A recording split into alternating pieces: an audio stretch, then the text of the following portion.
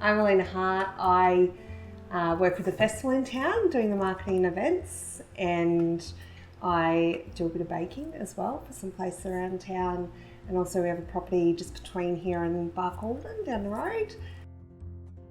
In the big scheme of things, we are very new to cattle. Like obviously Sam's been doing it for a lot longer because his family had cattle, but for us together, we're relatively new to the game. So it's been a steep learning curve. The thing that I struggled with the most was it just all of a sudden became everything we talked about. Even when you go to bed at night, you're like, first thing in the morning at 6 a.m, you wake up, you roll over and you start talking about cattle, and it's so consuming and you don't realise that it's consumed you until you're there. We put into play the 9 to 5 rule, and sometimes it doesn't work, obviously, but you try your best. So we really try and keep all of our business talk and business decisions between 9 to 5 so that it doesn't all consume us. It's hard when you can't get away from it, and we have always said that we wouldn't live on our place. I know that doesn't suit a lot of people, but you need to be able to get away from it, and whether that's emotionally or mentally or physically, then it's a very important step that you have to take. So I guess one of the main things we've learnt from our previous research with farmers and rural communities is that people living in these communities, particularly farmers, are faced with lots of things beyond their control. Well, I think one of the biggest barriers in making choices to access help and improve their own well-being is this ingrained kind of belief that the farm has to come first. And unfortunately, farm work's never over, and often people live and work in the same place.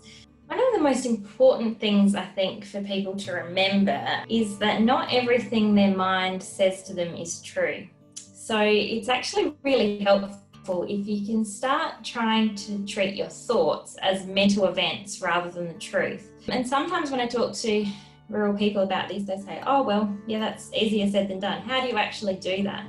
If you can notice the sorts of things that your mind is worrying about, or the sorts of stories that your mind is kind of getting hooked into, then it's really useful if you can write 3 lists. In the first list, you might have something that you can act on right now, like for example, did I turn the tap off? In the second list, you might list the problems that you need to solve and you can solve, but you can't do immediately. So write them down and write beside them a time when you can do it. And in the third column, if you can get onto paper all of the things that are buzzing around in your head, but they're the things that you can't control, fix, or answer. So if you can get that out of your head and onto paper, it then gives you the capacity to make the choice to kind of let it go and put your attention on something else. I think it's really important that we model to each other in the farming and in rural communities that taking the time to learn these important life skills is a really worthwhile investment of your time. We've both got off-farm things to keep us entertained. You know, going to social events and catching up with people, having a beer with a mate, that sort of thing. I think that is really important. Just reminding yourself that there is things outside of the property. I think hobbies are important, to have hobbies that aren't just farm related. I love baking, I love the distraction and that you're busy with your hands. I think that really helps for me. What works for one person won't work for the other because we are all so different. I take a lot from the people around me, from the community. I think we both do. We take a lot from the community.